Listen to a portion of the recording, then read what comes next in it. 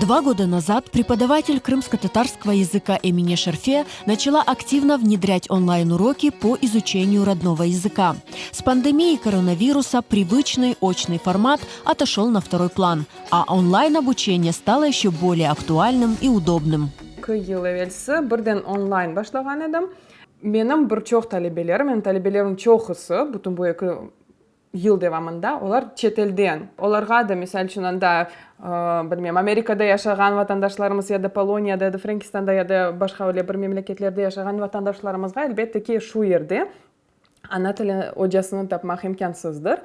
Онлайн есе іште бөле бір чәрелеріні, васталарыны, фырсатларыны бере. Онлайнның тек мұзбет тарафларына айта білем. Азча вақыт ала, яғни чомадым елға вақыт масраф етмейсін. Sonra оджаны тапа білесін, misal үшін ұзақ бір ерде яшасан. Эмине Шерфе уверена, каждый желающий сможет научиться говорить правильно на крымско-татарском, усвоить грамматику и пополнить запас слов. Білесіз ме, бөле шақси дерс олғаны үшін адамға келіштірмеге тырышам. Яғни она мерақлы олған шеве. Менде чешік түрлі севеді олған тәлебелерім бар.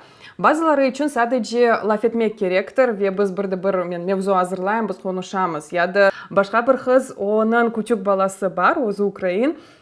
Ве о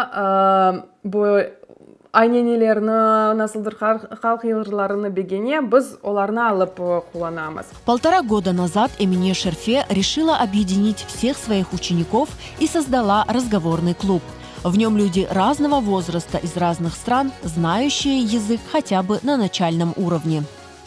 Веште, мен үшін бөле бір группа форматы мерақлы еді, дейм япы бақайым. Тешкіл еттім, блогымда илан еттім, ве келген адамлар олды, қошылды, ве мұны 1,5 жылдан берлі оларыны кечірем. Іште, клубға келгенлер, олар мұтлақ әнді іч олмадым, білмем, 5-10 жүмле тізмеге чәрелері олмақ керек. Группалар севиелерге көре бөлінген. Рат-рат бөлі тұрмыш меселелерінде, мевзуларында лаф етсе, yüksek севиеге келе.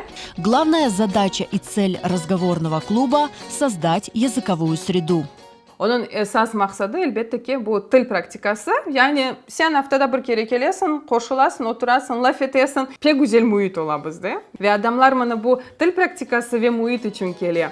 Ученики со всего мира получают опыт общения на родном языке, обмениваются мнениями и говорят на интересные темы.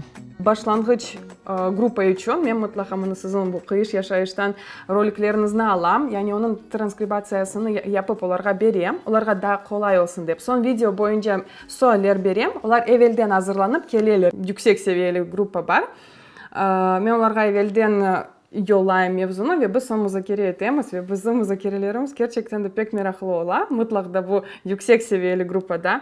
Anda çeşit türlü memleketlerden, bizde Amerika'dan hoşulgan adamlar var, Polonya'dan, Kıtay'dan, Lenur Bey ve ilahre, Ukrayna'nı, İspanya'nı işte aytmayım, Kırım, Moskva ve ilahre. Ağustos ayında biz Nesilер farklılığı kartlar yaşlar hakkında ve anda misal için bazı medeniyetlerde ballarını yatırım yani investisiya gibi doğuralar ve son onlardan babalarını bakmasını bekliyorlar. Siz bu hakkında ne düşünüyorsunuz? Öyle gibi. Bir 16 yaşındaki Kiev talebesi, bilmem 30 kaç yaşındaki Amerika'da yaşayan yaş ana ve deyik Ahmetçik'te yaşayan 50 yaşındaki bir ekim ve onların bambaşka yaşayan yerleri, nesilleri, dünya bakışları veya da bir diskriminatsiya meselesini biz konuşkanda çeşit türlü bambaşka fikirler ola ve bu pek meraklı.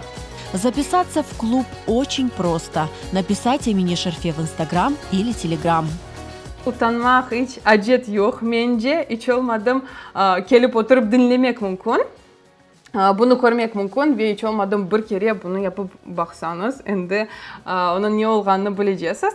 Çünkü bence klublar bu gerçekten de güçlü bir alettir. Yani til öğrenmesinin, til praktikasının güçlü bir aletidir ve onu mutlak sınap bakmak gerek.